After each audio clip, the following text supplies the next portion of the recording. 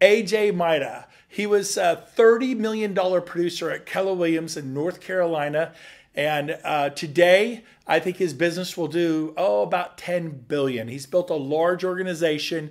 He's a master at real estate. He's coming to you from the Caribbean right now. So help me welcome Mr. AJ Mida. Enjoy.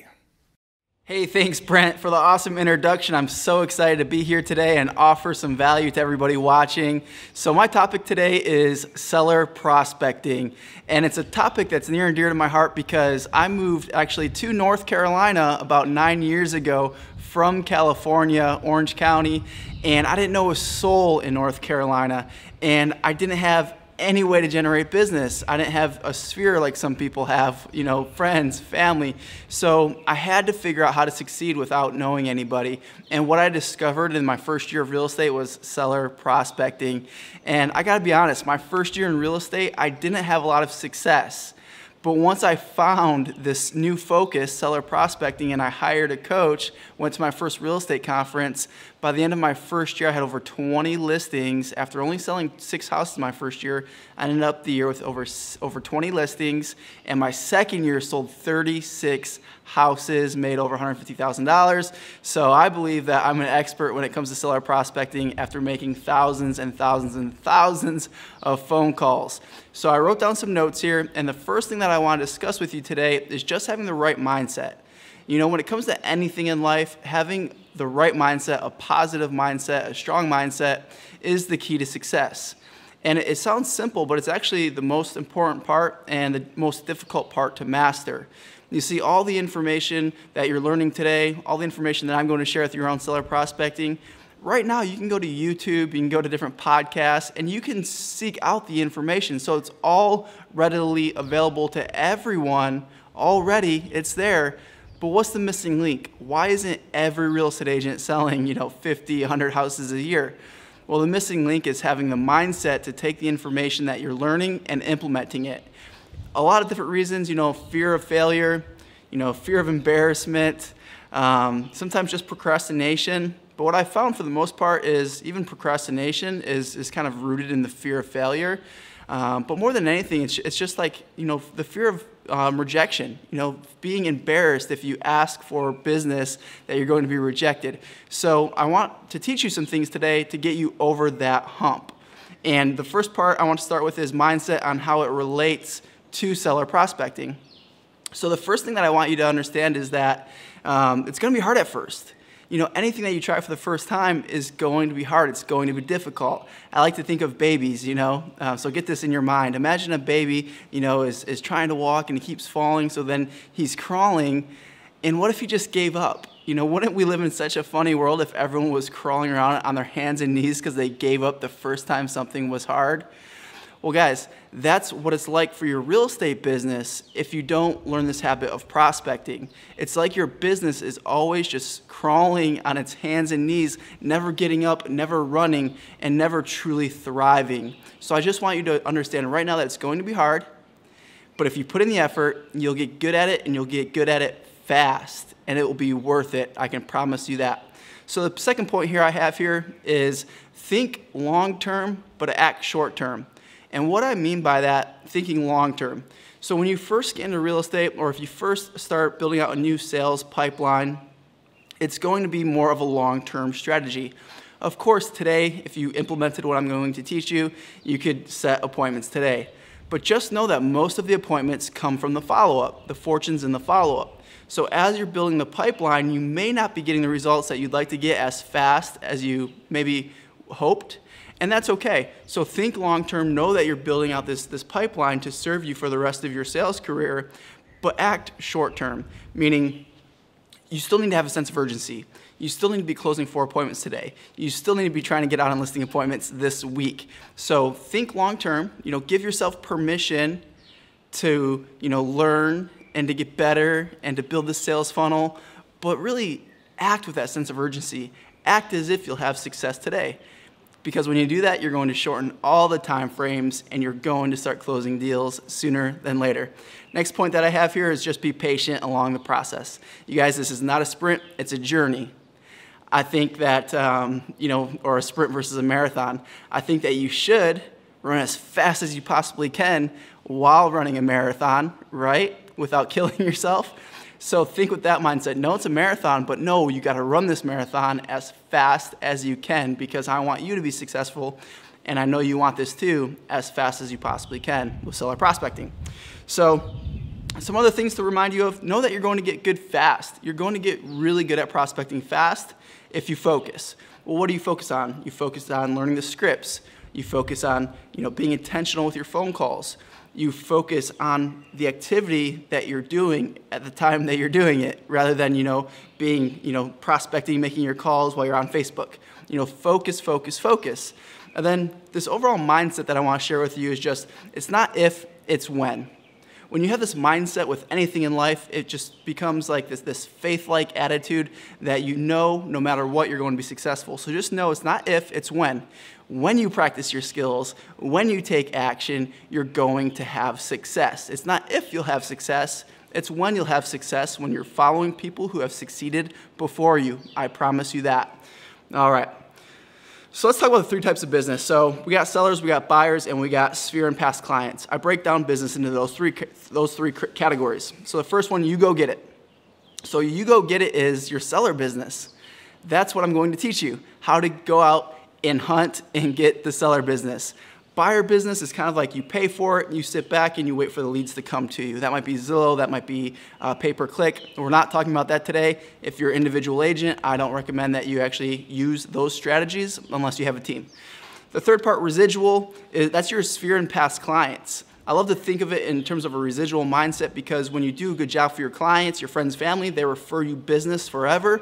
It becomes a residual-like income. Very cool. So listings. So we have a few different approaches we can take. We have expireds, FSBOs, just listed, just solds.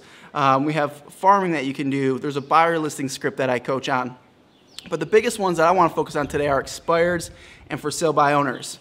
So how can you get started with expireds and for sale by owners? Well, the first step is going to be practicing. So time block 1 hour a day to practice your scripts. As simple as that. 1 hour a day to practice your scripts. And then once you're doing that, don't wait until you're perfect at them. Don't wait until you're even close to being comfortable with your scripts. If you wait that long, you waited too long. You got to practice. You got to take action. Practice action. This can happen day 1. Practice for an hour, then immediately get on the phones and start making your calls. So start calling. Do not wait till you're perfect. Next point here, get a role play partner. This can be an accountability partner as well, but you should have 2 or 3 role play partners that you're speaking to, that you're role playing with before you get on the phones every single day. It's just like, an athlete, they're gonna warm up before the game, right? Just like with real estate, you should warm up before you start calling your prospects. So I want you to start with the main expired script.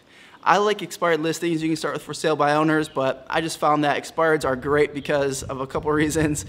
I would put expireds and for sale by owners both in that category of they've already raised their hand, identified themselves as needing to sell. Number 2, they're the fastest way to a closing. And number 3, they're the cheapest way to a closing. That's undeniable. But expireds are even a tad bit better than for sale by owners just because they've raised their hand saying, yes, I need to sell my house. But also they said, I want to hire an agent. Because they've already hired an agent, we know that they're willing to work with us as agents, right? Whereas a for sale by owner, their goal is to sell their house without an agent. An expired just wants to sell their house. We do know that most for sale by owners end up listing with an agent anyways, so it's still a great source of business, but I like expireds a little bit better for that reason. And it's really cool to start with old expireds, because if you're new to calling expireds, the first day they hit the market, you're going to have a lot of competition. So start with the old ones. Their calls are very easy, non-confrontational. You don't need a very developed skill set yet. It's a very simple call, and it's a great way to build your sales pipeline, what I call your nurture farm. Your goal is to take these expireds for sale by owners, just listed, just solds, identify them as someone who, when they sell, will interview you. You do that with a script, and then you add them to your nurture farm. And then you start getting all these closings from your sales pipeline, your nurture farm. So read the scripts verbatim. Don't try to wing it. Have it right in front of you and literally read it. At first, it's going to feel extremely uncomfortable, you're going to feel like a robot because you've never done it before, but that's okay. As soon as you start to learn it, you'll start to internalize it and it'll become your own eventually. But always have it on the wall in front of you and read it. If you get lost in a conversation with somebody, you can come right back to it. And remember, on the phone, tonality is so important. You want to use upswings, downswings. You want to be confident, energetic, because tonality is going to be 86% of your communication while on the phone because they can't see body language. And then the only 14% is going to be words. So even tonality is more important. So make sure you're in a peak state when you start calling. So you really only have 5 main objections when it comes to expireds, and the same thing with for sale by owners. So the main objections for expired specifically are staying with the same agent, not selling it selling it myself for sale by owner, not selling anymore, need to speak with my spouse first, and found another agent. So once you master these objection handlers and you have the scripts on your walls, you're going to be a pro. It's funny, sellers, it seems like, got together and practiced their scripts of what to say back to us when we call them, and their script never changes. It's always the same. It's always the same handful of objections that they're going to give you, so master handling those.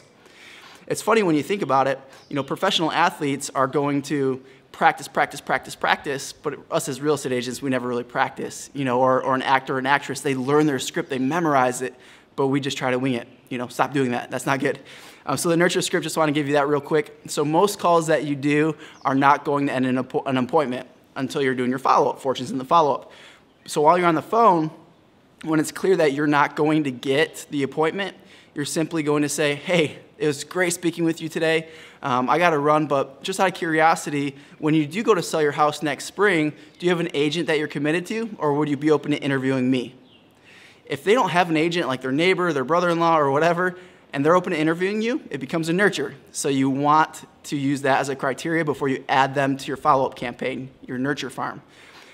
So the second part is go ahead and get their email. So then you can say, awesome, great, I look forward to interviewing for the job when the time's right. By the way, is it okay if I send you some information? They're going to say yes.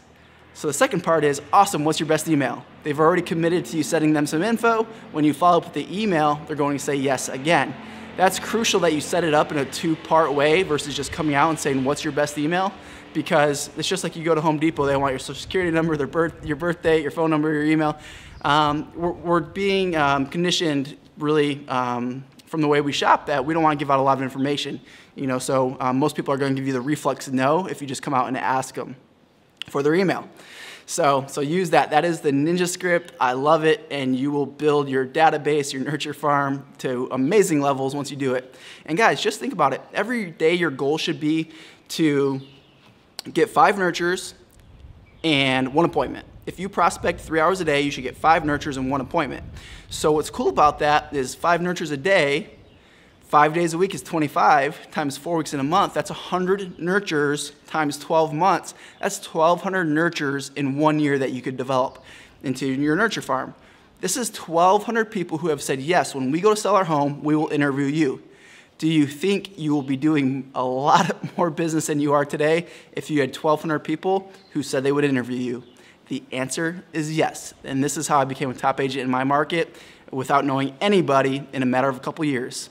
And lastly, guys, just want to leave you with some homework. Like I said, some actionable advice, how you can take this and how you can use it today, tomorrow, next week. So first thing, get a data provider like Redx. You want a data provider and a dialer system. Do not waste time trying to find the data yourself. It's a waste of time. It's not an income-producing activity, so don't do it. Get a dialer because you're more efficient. If you're not using a dialer and you're only making 2 contacts per hour, I'm making 12, who's going to win? It's not even a close comparison, guys. You need to be using a data provider and a dialer. Step 2, learn the scripts. Print off all the scripts that you're going to be using, put them on the wall, have a script book, learn them, use them. And then, guys, just start calling and have a great lead follow-up system. So that's my advice for you guys today. Hopefully you got some nuggets that you can use. All right, guys. So Brent, back to you. Again, thanks for having me. And I know there's a lot of other great speakers coming right after me. So you guys stay tuned for them. All right, we'll see you. Thanks, Brent. AJ, cool house. Great information, spot on as always, relevant. Thank you, AJ. Love you. And Abby, say hi to Abby out there. And know you guys are expecting your first baby. So cool. Thank you for making time to help us today.